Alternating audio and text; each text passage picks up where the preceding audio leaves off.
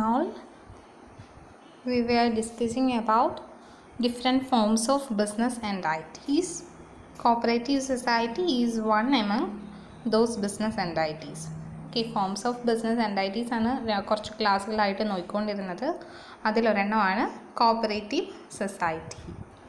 Cooperative society എന്ന് പറയുന്നത് ഒരു ബിസിനസ് ഓർഗനൈസേഷനാണ് which is formed, owned and operated by a group of individuals that produces and distributes goods and services. Cooperative society എന്ന് പറയുന്നത് ഒരു type business ഓർഗനൈസേഷനാണ്. ഇത് form ചെയ്തേക്കുന്നത്, അതുപോലെ തന്നെ അതിൻ്റെ ഓണർഷിപ്പ് അല്ലെങ്കിൽ ഉടമസ്ഥാവകാശം, അതുപോലെ അവിടുത്തെ പ്രവർത്തനങ്ങളൊക്കെ നടത്തുന്നത്, ഓപ്പറേഷൻസ് ഒക്കെ നടത്തുന്നത് എല്ലാം ഒരു ഗ്രൂപ്പ് ഓഫ് പീപ്പിൾ ആയിരിക്കും. കൂടുതലായിട്ടും ഈ ഗ്രൂപ്പ് ഓഫ് പീപ്പിൾ എന്ന് പറയുന്നത് ഒന്നെങ്കിൽ ഫാർമേഴ്സ് അല്ലെങ്കിൽ കൺസ്യൂമേഴ്സ്, ആ കാറ്റഗറി പെടുന്ന ആൾക്കാരായിരിക്കും. ഇവർ ചെയ്യുന്നത് എന്തെങ്കിലും ഗുഡ്സ് അല്ലെങ്കിൽ സർവീസുകൾ, എന്തെങ്കിലും വസ്തുക്കളോ അല്ലെങ്കിൽ എന്തെങ്കിലും സർവീസുകളോ ഉണ്ടാക്കുകയും അതുപോലെ തന്നെ അത് ഡിസ്ട്രിബ്യൂട്ട് ചെയ്യുകയും ചെയ്യുന്നു. അപ്പോൾ ഒരു വ്യക്തി ഒറ്റയ്ക്ക് നിന്നൊരു ബിസിനസ് ചെയ്ത് ആ പ്രോഡക്റ്റ്സ് വിൽക്കുന്നതിനേക്കാളും എളുപ്പമായിരിക്കും അതുപോലെയുള്ള കുറേ വ്യക്തികൾ ചേർന്ന് ഒരു കോപ്പറേറ്റീവ് സൊസൈറ്റി ഉണ്ടാക്കി ആ സൊസൈറ്റി വഴി പ്രോഡക്റ്റ്സ് വിൽക്കുന്നത്. ഫോർ എക്സാമ്പിൾ പറയാനാണെങ്കിൽ അയൽക്കൂട്ടം കോപ്പറേറ്റീവ് സൊസൈറ്റി എന്നുള്ള ഞാൻ ജസ്റ്റ് പറയുവാണ്. ഇപ്പോൾ നമ്മുടെ അടുത്തൊക്കെ ഉള്ളതാണ് കുടുംബശ്രീ അല്ലെങ്കിൽ അയൽക്കൂട്ടം. അപ്പോൾ അമ്മമാരൊക്കെ പലരെയും പോകുന്നുണ്ടാവും. അപ്പോൾ അവിടെ നമ്മൾ പൊതുവെ കാണാറുള്ളത് ചിലപ്പോൾ ഒരു വാർഡിലെ ഒരു അയൽക്കൂട്ടം അല്ലെങ്കിൽ കുടുംബശ്രീ ആൾക്കാർ കുറേ സോപ്പ് നിർമ്മിക്കുന്നു. അതുപോലെ കുറച്ചുകൂടെ അപ്പുറത്തെ വേറൊരു കുടുംബശ്രീ യൂണിറ്റും സോപ്പ് ഉണ്ടാക്കുന്നുണ്ടാവും. അപ്പോൾ അങ്ങനെ പല ആൾക്കാർ ഈ പറയുന്ന സെയിം പ്രോഡക്റ്റ്സ് ഉണ്ടാക്കും. അപ്പോൾ ഇതെല്ലാം കൂടെ ഒരു സ്ഥലത്ത് അല്ലെങ്കിൽ ഒരു സൊസൈറ്റി ഫോം ചെയ്തിട്ട് ആ സൊസൈറ്റിയുടെ കീഴിൽ കൊണ്ടുവന്നിട്ട് വിൽക്കാനോ അല്ലെങ്കിൽ ഡിസ്ട്രിബ്യൂട്ട് ചെയ്യാനോ ഒക്കെ ശ്രമിക്കുന്നു. Then it is A registered association. ഇതെന്ന് പറയുന്നത് രജിസ്റ്റർ ചെയ്തൊരു അസോസിയേഷൻ ആയിരിക്കും. ഒരു കോമൺ ഗോളിന് വേണ്ടിയിട്ട് ആയിരിക്കും ഈ ഒരു പറയുന്ന സൊസൈറ്റി ഫോം ചെയ്തേക്കുന്നത്. അതിൻ്റെ ഇമ്പോർട്ടൻറ്റ് പോയിൻറ്റ്സ് നോക്കാം. ഒന്നാമത്തത്, മെയിനായിട്ട് കോപ്പറേറ്റീവ് സൊസൈറ്റിയുടെ ഗോൾ എന്ന് പറയുന്നത് അല്ലെങ്കിൽ ഒബ്ജക്റ്റീവ് എന്ന് പറയുന്നത് ഗുഡ്സ് അല്ലെങ്കിൽ സർവീസുകൾ ബാക്കിയുള്ള മെമ്പേഴ്സിന് ഓഫർ ചെയ്യുക, ഗുഡ്സോ സർവീസുകളോ വിൽക്കുക. രണ്ടാമത്തത്, to create a common pool of money, എന്തെങ്കിലും പൈസ സ്വരൂപിക്കുക. കോപ്പറേറ്റീവ് സൊസൈറ്റീസിലെ മെമ്പേഴ്സ് എല്ലാം കൂടെ ചിലപ്പോൾ കുറച്ച് നിക്ഷേപം ഇടും. മേ ബി ഒരാൾ 10,000 വെച്ച് അല്ലെങ്കിൽ 1000 വെച്ചൊക്കെ മാസത്തിലോ വർഷത്തിലോ ഒക്കെ ഇടാൻ നേരത്ത് ഒരു വലിയ എമൗണ്ട് ആ സൊസൈറ്റിയുടെ കീഴിൽ വരും. എന്നിട്ട് ഈ കിട്ടിയ പൈസ നമ്മൾ ക്രെഡിറ്റ് ആയിട്ട് വേറെ പൈസ ആവശ്യമുള്ള സൊസൈറ്റിയിലെ മെമ്പേഴ്സിന് ലെൻഡ് ചെയ്യും. ആ ഒരു ബാങ്കിങ് സിസ്റ്റം ഇല്ലേ, ഏകദേശം അതുപോലെ തന്നെ സൊസൈറ്റി വഴിയും നമ്മൾ ചെയ്യും. കോപ്പറേറ്റീവ് ബാങ്ക് എന്ന് കേട്ടിട്ടില്ലേ നിങ്ങൾ? കോപ്പറേറ്റീവ് ബാങ്ക്, സഹകരണ ബാങ്ക്, അതൊക്കെ ഈ ഒരു കാറ്റഗറിയിൽ വരുന്നതാണ്.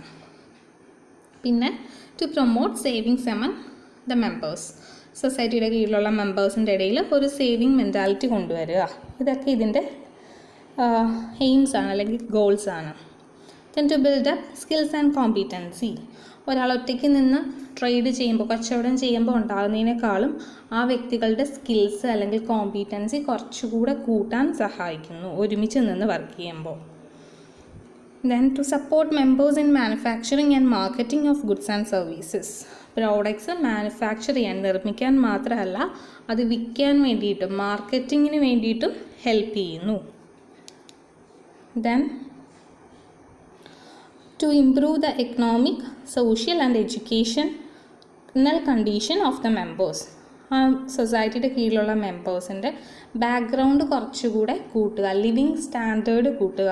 എക്കണോമിക്കായിട്ടും പൈസാപരമായിട്ടും അല്ലെങ്കിൽ സോഷ്യൽ സ്റ്റാറ്റസ് ആണെങ്കിലും ഈ മെമ്പേഴ്സിൻ്റെ കുട്ടികളുടെ വിദ്യാഭ്യാസമൊക്കെ ആണെങ്കിലും പ്രൊമോട്ട് ചെയ്യുക. അതിന് വേണ്ടിയിട്ട് കുട്ടികൾക്ക് വേണ്ടിയിട്ട് സ്പെഷ്യൽ സ്കോളർഷിപ്പൊക്കെ കൊടുക്കുകയൊക്കെ ചെയ്യും. Then last one, to set up cooperative banks, marketing societies etcetera for the mutual benefit of members, മെമ്പേഴ്സിൻ്റെ പരസ്പരമായിട്ടുള്ള ബെനഫിറ്റിന് വേണ്ടിയിട്ട് ഈ പറഞ്ഞ കോപ്പറേറ്റീവ് ബാങ്കോ മാർക്കറ്റിംഗ് സൊസൈറ്റിയോ ഒക്കെ ഫോം ചെയ്യുന്നു. ഇതിൻ്റെ അഡ്വാൻറ്റേജസ്, ഈസി ഫോർമേഷൻ, വലിയ ലീഗൽ ഫോർമാലിറ്റീസ് ഒന്നുമില്ല, നമുക്ക് പെട്ടെന്ന് ഫോം ചെയ്യാൻ പറ്റും. ലിമിറ്റഡ് ലയബിലിറ്റി, ബാധ്യത ലിമിറ്റഡ് ആണ്. പെർപെച്വൽ എക്സിസ്റ്റൻസ്, പെർപെച്വൽ എക്സിസ്റ്റൻസ് എന്ന് പറയുന്നത് അതിന് സ്വയം നിലകൊള്ളാൻ സാധിക്കും.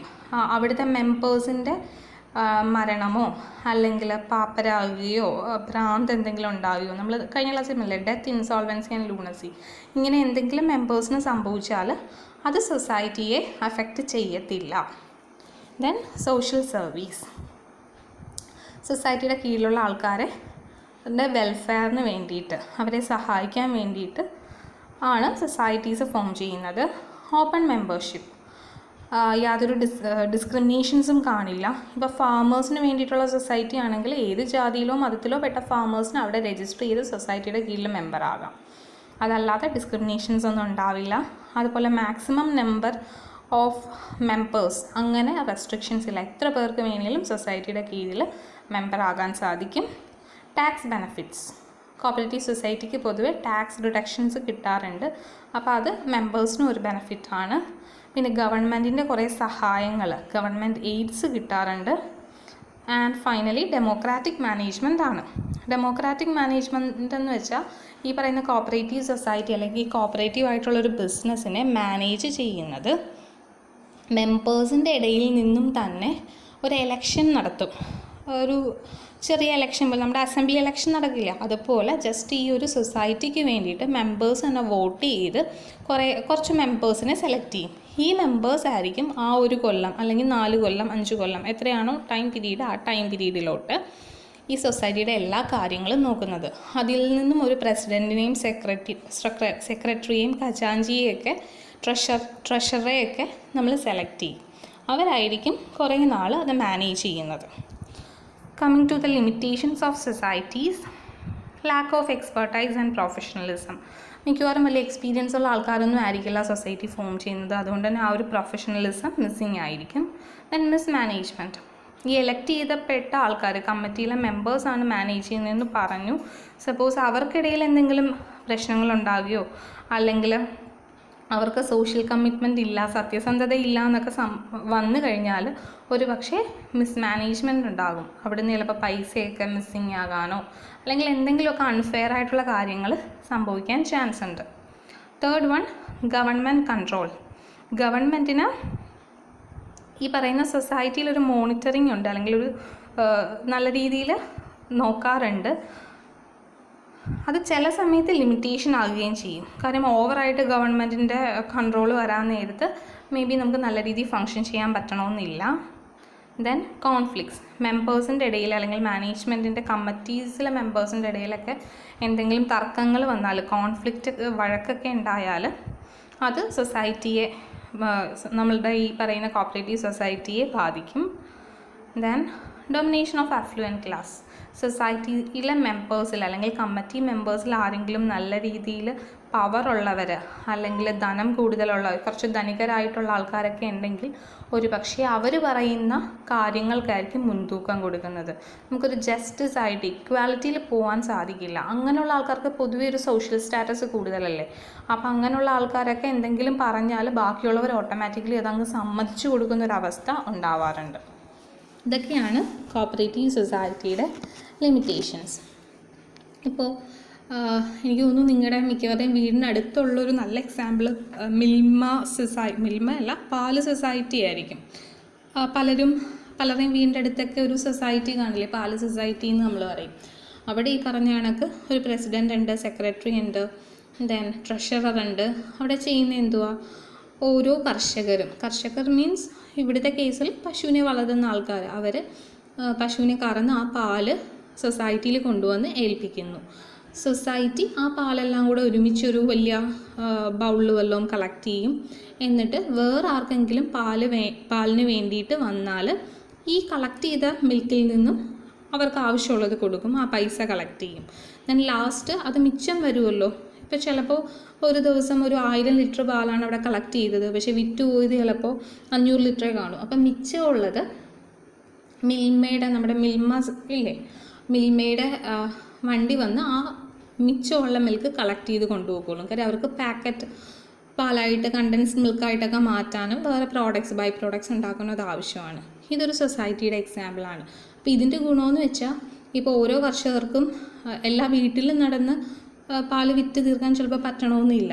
അപ്പോൾ ആ ഒരു ബുദ്ധിമുട്ട് ഒഴിവാക്കാൻ വേണ്ടിയിട്ടാണ്, അവരെ ഹെൽപ്പ് ചെയ്യാനാണ് ഈ പറയുന്ന സൊസൈറ്റികൾ ഫോം ചെയ്തേക്കുന്നത്. Okay. Then types of cooperative societies. മെയിനായിട്ട് 4 ടൈപ്പാണുള്ളത്. ആദ്യത്തേത് 4 അല്ല കേട്ടോ, 6 ടൈപ്പാണുള്ളത്. അതിലാദ്യത്തേത് കൺസ്യൂമേഴ്സ് കോപ്പറേറ്റീവ് സൊസൈറ്റി. ഇവിടെയെന്ന് വെച്ചാൽ കൺസ്യൂമേഴ്സ് ആരാ? ഉപഭോക്താക്കൾ, അതായത് പ്രോഡക്റ്റ് വാങ്ങി അല്ലെങ്കിൽ സർവീസ് വാങ്ങി യൂസ് ചെയ്യുന്ന ആൾക്കാർ. ആ കൺസ്യൂമേഴ്സിൻ്റെ ബെനഫിറ്റിന് വേണ്ടിയിട്ടാണ് ഈ സൊസൈറ്റി ഫോം ചെയ്തേക്കുന്നത്. കൺസ്യൂമേഴ്സിന് നല്ല പ്രോഡക്റ്റ്, നല്ല ഗുഡ് ക്വാളിറ്റി പ്രോഡക്റ്റ് ചീപ്പായിട്ടുള്ള പ്രൈസിൽ, കുറഞ്ഞ വിലയ്ക്ക് കിട്ടാൻ വേണ്ടിയിട്ടാണ് ഇത് തുടങ്ങിയേക്കുന്നത്. ഇവിടെ ചെയ്യുന്നത് ലാർജ് സ്കെയിലായിട്ട് എന്തെങ്കിലുമൊക്കെ പ്രോഡക്റ്റുകൾ സൊസൈറ്റിയിൽ വാങ്ങും. എന്നിട്ട് ഈ വാങ്ങിയ പ്രോഡക്ട്സ് ലാർജ് സ്കെയിലിൽ ബൾക്കായിട്ട് വാങ്ങുന്നത് കൊണ്ട് തന്നെ ലാഭത്തിന് കിട്ടും, നമുക്ക് ഹോൾസെയിൽ പ്രൈസിൽ കിട്ടും. അപ്പോൾ ഒരു മിഡിൽ മാൻ്റെ ആവശ്യം വരത്തില്ല. എന്നിട്ട് ഈ പ്രോഡക്ട്സ് മെമ്പേഴ്സിന് എന്തെങ്കിലും ആവശ്യമുള്ള പ്രോഡക്റ്റുകളാണെങ്കിൽ സൊസൈറ്റിയിൽ നിന്ന് ഡയറക്റ്റ് വാങ്ങാം. അപ്പോൾ പുറത്തെ കടയിൽ നിന്ന് കിട്ടുന്നതിനേക്കാളും കുറച്ചുകൂടെ ലാഭത്തിന് നമുക്ക് കൺസ്യൂമേഴ്സിന് പ്രോഡക്റ്റ് കിട്ടും. അതായത് ഗുഡ് ക്വാളിറ്റി പ്രോഡക്ട്സ് ലോവർ പ്രൈസിന് കിട്ടുന്നു. ദെൻ രണ്ടാമത്തേത് പ്രൊഡ്യൂസേഴ്സ് കോപ്പറേറ്റീവ് സൊസൈറ്റി. ഇതെന്ന് പറയുന്നത് മാനുഫാക്ചേഴ്സ് അല്ലെങ്കിൽ ഒരു പ്രോഡക്റ്റ് ഉണ്ടാക്കുന്ന ആൾക്കാർക്ക് വേണ്ടി, ഇപ്പം ഞാൻ ആ മിൽമ സൊസൈറ്റി പറഞ്ഞില്ലേ, അതുപോലെ അങ്ങനെ പ്രൊഡ്യൂസേഴ്സിന് വേണ്ടിയിട്ടുള്ളതാണ്. ഇവിടെ സ്മോൾ സ്കെയിൽ ഇൻഡസ്ട്രീസ്, കുറേ ചെറിയ ചെറിയ സ്മോൾ സ്കെയിൽ ഇൻഡസ്ട്രീസൊക്കെ ജോയിൻ ചെയ്തൊക്കെ തുടങ്ങിയതായിരിക്കും. ഇത് ഫോം ചെയ്യുന്നതിൻ്റെ ഉദ്ദേശമെന്ന് പറയുന്നത് റോ മെറ്റീരിയൽസ് ഉണ്ടല്ലോ, പ്രോഡക്റ്റ് ഉണ്ടാക്കാൻ വേണ്ടി ആവശ്യമുള്ള അസംസ്കൃത വസ്തുക്കൾ അഥവാ റോ മെറ്റീരിയൽസ്. ഈ പറയുന്ന റോ മെറ്റീരിയൽസ് അല്ലെങ്കിൽ വേറെ എന്തെങ്കിലുമൊക്കെ ഇൻപുട്സ് കുറഞ്ഞ പ്രൈസിൽ പ്രൊഡ്യൂസേഴ്സിന് കിട്ടാൻ വേണ്ടിയിട്ടാണ് ഈ ഒരു സൊസൈറ്റി പൊതുവെ റൺ ചെയ്യുന്നത്. ഒരു ഉദാഹരണം പറയാനാണെങ്കിൽ കൊയർ സൊസൈറ്റീസ് എന്നൊക്കെ കേട്ടിട്ടുണ്ടായിരിക്കും, കയറിൻ്റെ സൊസൈറ്റീസൊക്കെ. അപ്പോൾ അവിടെ ചെയ്യുന്നത്, ഇപ്പോൾ നമ്മുടെ ഏരിയയിൽ, ആലപ്പുഴ ഏരിയയിൽ ഒരു എക്സാമ്പിൾ പറയുവാണ്, ഒരു 10 ചെറിയ കൊയർ യൂണിറ്റ്സ് ഉണ്ടെന്ന് വിചാരിക്കാം. മാറ്റ് ഉണ്ടാക്കുന്ന ചെറുകിട കച്ചവട സ്ഥാപനങ്ങൾ അല്ലെങ്കിൽ പ്രൊഡ്യൂസേഴ്സ് ഉണ്ട്. അപ്പോൾ ഇവർക്ക് തടുക്കുണ്ടാക്കണമെങ്കിൽ റോ മെറ്റീരിയലായിട്ട് എന്താവശ്യമാണ്? ചകിരി അല്ലെങ്കിൽ കയർ ആവശ്യമാണ് അല്ലേ? അപ്പോൾ ഇവർ ഒറ്റയ്ക്കാണ് ഇത് വാങ്ങുന്നതെങ്കിൽ ഈ 10 പേരിൽ ഓരോരുത്തരും സെപ്പറേറ്റ് വാങ്ങാൻ പോയാൽ ഒരു പക്ഷേ വലിയൊരു വിലയ്ക്കായിരിക്കും ഇവർക്ക് ഇൻഡിവിജ്വലി കിട്ടുക. പകരം സൊസൈറ്റിയുടെ കീഴിലാണെങ്കിൽ സൊസൈറ്റിക്ക് ഈ 10 പേർക്കും വേണ്ടത് ഒരുമിച്ച് സൊസൈറ്റി മേടിക്കില്ലേ? അപ്പോൾ സൊസൈറ്റിക്ക് അതെന്ത് ചെയ്യും? റോ മെറ്റീരിയൽ കുറഞ്ഞ വിലയ്ക്ക് കിട്ടും. അപ്പോൾ ആ ഒരു ലാഭം ഓട്ടോമാറ്റിക്കലി പ്രൊഡ്യൂസേഴ്സിനും കിട്ടും. കുറഞ്ഞ വിലയ്ക്ക്, ചീപ്പർ പ്രൈസിന് നല്ല റോ മെറ്റീരിയൽസ് കളക്ട് ചെയ്യാൻ സാധിക്കും. ഇതാണ് പ്രൊഡ്യൂസേഴ്സ് കോപ്പറേറ്റീവ് സൊസൈറ്റി. ഇതിനെ തന്നെ ഇൻഡസ്ട്രിയൽ കോപ്പറേറ്റീവ്സ് എന്ന് നമ്മൾ പറയാറുണ്ട്. മൂന്നാമത്തെ കാറ്റഗറിയാണ് മാർക്കറ്റിംഗ് കോപ്പറേറ്റീവ്സ്. മാർക്കറ്റിംഗ് എന്ന് പറയുന്നത് ഇതുപോലെ തന്നെ നമ്മൾ പ്രൊഡ്യൂസ് ചെയ്ത് വെച്ച പ്രോഡക്ട്സ്, ഇപ്പം നേരത്തെ എക്സാമ്പിളിൽ പറഞ്ഞതാണെങ്കിൽ എന്താണ്, കൊയർ പ്രോഡക്ട്സ് എന്ന് പറഞ്ഞു, അതായത് തടുക്ക്. അപ്പോൾ അങ്ങനെ പ്രോഡക്റ്റ് ഉണ്ടാക്കി, തടുക്ക് അല്ലെങ്കിൽ അതുപോലത്തെ എന്തോ കുറേ പ്രോഡക്ട്സ് ഉണ്ടാക്കി. അതുണ്ടാക്കിയതിന് വിൽക്കണ്ടേ, മാർക്കറ്റ് ചെയ്യണ്ടേ? അതിന് വേണ്ടിയിട്ട് ഒരുമിച്ച് ആൾക്കാർ ചേർന്ന് ഫോം ചെയ്യുന്ന സൊസൈറ്റിയാണ് marketing cooperatives. Then housing cooperatives. Housing cooperatives പറയുന്നത് ആ പേര് കേൾക്കുന്ന പോലെ തന്നെ റെസിഡൻഷ്യൽ ഫെസിലിറ്റി പ്രൊവൈഡ് ചെയ്യാൻ വേണ്ടി സ്റ്റാർട്ട് ചെയ്യുന്നതാണ്. അതായത് ഹൗസിംഗ് കോപ്പറേറ്റീവ്സ് ചെയ്യുന്നത് ഈ കോപ്പറേറ്റീവിൻ്റെ കീഴിലുള്ള മെമ്പേഴ്സിന് വേണ്ടിയിട്ട് ഏതെങ്കിലും സ്ഥലം വാങ്ങും, എന്നിട്ട് ആ സ്ഥലത്ത് വീട് വയ്ക്കും, അല്ലെങ്കിൽ എന്തെങ്കിലും ഫ്ലാറ്റോ അപ്പാർട്ട്മെൻറ്റോ ഒക്കെ എക്കണോമിക്കൽ റേറ്റിൽ പല പല ലൊക്കേഷൻസിൽ ബിൽഡ് ചെയ്യും. അപ്പോൾ ബൾക്കായിട്ട് വാങ്ങുന്നത് കൊണ്ടും ബൾക്കായിട്ട് കൺസ്ട്രക്ഷൻ ചെയ്യുന്നത് കൊണ്ടും അവർക്ക് റേറ്റ് കുറച്ചുകൂടെ കുറയ്ക്കാൻ സാധിക്കും. അപ്പോൾ ഈ റീസണബിൾ ആയിട്ടുള്ള പ്രൈസിന് മെമ്പേഴ്സിന് വീട് വിൽക്കാൻ അല്ലെങ്കിൽ മെമ്പേഴ്സിന് ഹൗസ് അവൈലബിൾ ആക്കാൻ സാധിക്കുന്നു. അതാണ് ഹൗസിംഗ് കോപ്പറേറ്റീവ്സ്. അപ്പം മെമ്പേഴ്സിൻ്റെ ഗുണമെന്ന് വെച്ചാൽ അത്യാവശ്യം ലോ കോസ്റ്റ് അല്ലെങ്കിൽ റീസണബിൾ കോസ്റ്റിന് വീട് കിട്ടും. അത് പർച്ചേസ് ചെയ്യാൻ നടക്കണ്ട, വീട് വെക്കാൻ കൺസ്ട്രക്ഷൻ പ്രോസസ്സിനൊന്നും അവരിടപെടേണ്ട ആവശ്യമില്ല. അവർക്ക് അവരുടെ ജോലി ചെയ്യുകയോ അല്ലെങ്കിൽ പുറത്തുള്ളവരൊക്കെ ആണെങ്കിൽ യാതൊരു ബേർഡനും തലവേദനയും കൂടാതെ നിങ്ങൾക്ക് നിങ്ങളുടെ ഒരു ഇഷ്ടപ്പെട്ട വീട് സൊസൈറ്റിയുടെ കീഴിൽ നിന്ന് തന്നെ ബിൽഡ് ചെയ്ത് തരുന്നു. ദെൻ അഞ്ചാമത്തേത് കോപ്പറേറ്റീവ് ക്രെഡിറ്റ് സൊസൈറ്റീസ്. ഇത് ഫിനാൻഷ്യൽ നീഡ്സിന് വേണ്ടിയിട്ടാണ്. ഇവർ ചെയ്യുന്നത് മെമ്പേഴ്സിൻ്റെ കയ്യിൽ നിന്ന് എന്തെങ്കിലും ഫിക്സഡ് ഡെപ്പോസിറ്റോ അല്ലെങ്കിൽ എന്തെങ്കിലും ഡെപ്പോസിറ്റുകൾ അക്സെപ്റ്റ് ചെയ്യുന്നു. അതിൽ നിന്നും വേറെ മെമ്പേഴ്സിന് ലോൺ ആവശ്യം വന്നാൽ ക്രെഡിറ്റ് ആയിട്ട് ലോൺസ് കൊടുക്കുന്നു. അപ്പോൾ അതിൽ നിന്നും കിട്ടുന്ന ഇൻട്രസ്റ്റ് വെച്ചിട്ട് ഡെപ്പോസിറ്റേഴ്സിനും നമുക്ക് പലിശ കൊടുക്കാൻ പറ്റും. അങ്ങനെ പൈസ അങ്ങോട്ടും ഇങ്ങോട്ടും റോൾ ചെയ്യുകയാണ് ചെയ്യുന്നത് ഫിനാൻഷ്യൽ നീഡ്സിന് വേണ്ടിയിട്ട്. പൊതുവേ ഇവിടുത്തെ ഇൻട്രസ്റ്റ് റേറ്റ് ഡെപ്പോസിറ്റേഴ്സിന് അത്യാവശ്യം കിട്ടുകയും ചെയ്യും. എന്നാൽ ലെൻഡ് ചെയ്യുന്നവരെന്ന് വെച്ചാൽ കടം വാങ്ങുന്നവർക്ക് ഇൻട്രസ്റ്റ് ഒരു അല്പം കുറവായിരിക്കും. അപ്പോൾ റീസണബിളായിട്ട് നമുക്ക് ക്രെഡിറ്റ് അവെയിൽ ചെയ്യാൻ സാധിക്കുന്നു. Then last one, cooperative farming societies. അത് ഫാർമേഴ്സ് ചേർന്നുണ്ടാക്കുന്ന സൊസൈറ്റിയാണ്. പലതരത്തിലുള്ള ക്രോപ്പുകൾ ഒക്കെ പ്രൊമോട്ട് ചെയ്യാൻ വേണ്ടിയിട്ട്. ഇപ്പോൾ ഇൻഡിവിജ്വലി ഓരോ ഫാമേഴ്സും കൾട്ടിവേറ്റ് ചെയ്യുവാണെങ്കിൽ മോഡേൺ ടെക്നിക്സ് യൂസ് ചെയ്യണം എന്നൊന്നും നിർബന്ധമില്ല. അവർ ചിലപ്പോൾ പരമ്പരാഗതമായ ട്രഡീഷണൽ രീതിയിലായിരിക്കാം കൾട്ടിവേറ്റ് ചെയ്യുന്നത്. അപ്പോൾ ഈ ഒരു കേസിൽ ചെയ്യുന്നത് പല പല ഫാമേഴ്സ് ഒരുമിച്ച് ഈ സൊസൈറ്റിയിലെ മെമ്പേഴ്സായി മാറുന്നു. അപ്പോൾ ഈ മെമ്പേഴ്സിൻ്റെ എല്ലാം ലാൻഡിൽ നമ്മൾ കുറച്ചുകൂടെ മോഡേൺ ടെക്നിക്സ് യൂസ് ചെയ്ത് അല്ലെങ്കിൽ കുറച്ച് നല്ല ക്വാളിറ്റി സീഡ്സും ഫെർട്ടിലൈസേഴ്സും ഒക്കെ കൊടുത്ത് ആയിരിക്കും അവിടെ കൃഷി ചെയ്യിക്കുന്നത്. അപ്പോൾ അതുകൊണ്ടുണ്ടാകുന്ന ഗുണം കിട്ടുന്ന പ്രോഡക്ട്സിനും ആ പറയുന്ന ക്വാളിറ്റി ഉണ്ടാവും. എന്നാൽ നമ്മുടെ ചിലവ് കുറയുകയും ചെയ്യുന്നു. ലോ കോസ്റ്റിൽ അത്യാവശ്യം നല്ല ക്വാളിറ്റിയിലുള്ള ക്രോപ്പുകൾ അല്ലെങ്കിൽ എന്താണോ ഫാം ചെയ്യുന്നത് ആ ഐറ്റംസ് ഉണ്ടാക്കാൻ സാധിക്കുന്നു. അപ്പോൾ ഹയർ പ്രൊഡക്ടിവിറ്റി കിട്ടും, ഹയർ പ്രോഫിറ്റും കിട്ടും മെമ്പേഴ്സിന്. മേ ബി ഒരുമിച്ചാണ് കൾട്ടിവേറ്റ് ചെയ്യുന്നതെങ്കിൽ, സൊസൈറ്റിയുടെ കീഴിൽ ഒറ്റയടിക്കാണ് കൾട്ടിവേറ്റ് ചെയ്യുന്നതെങ്കിൽ ഓരോരുത്തരുടെയും ഫാമേഴ്സിൻ്റെയും ഷെയർ എത്രയാണ് അല്ലെങ്കിൽ അവരുടെ ലാൻഡിൻ്റെ അളവ് എത്രയാണ് അതിനനുസരിച്ച് കിട്ടുന്ന ലാഭവും ഡിവൈഡ് ചെയ്ത് മെമ്പേഴ്സിന് കൊടുക്കുന്നു. അപ്പോൾ ഇൻഡിവിജ്വലായിട്ട് ഫാം ചെയ്യുന്നതിനേക്കാളും കുറച്ചുകൂടെ ബെറ്റർ ആയിരിക്കും കോപ്പറേറ്റീവ് ഫാമിംഗ് സൊസൈറ്റി വഴി ഫാം ചെയ്യുന്നത്. ഇത്രയാണ് കോപ്പറേറ്റീവ് സൊസൈറ്റിയെ പറ്റി പറയാനുള്ളത്. ഫോംസ് ഓഫ് ബിസിനസ് ആൻഡ് ഐറ്റിയിൽ ഇനിയും ഒരു 3-4 ചെറിയ ടോപ്പിക്സ് ഉണ്ട്. Trust, PSCs, joint ventures, multinational corporations, അങ്ങനെ ഒരു 3-4 ചെറിയ ടോപ്പിക്സ് ഉണ്ട്. That we can discuss in the next class. Thank you.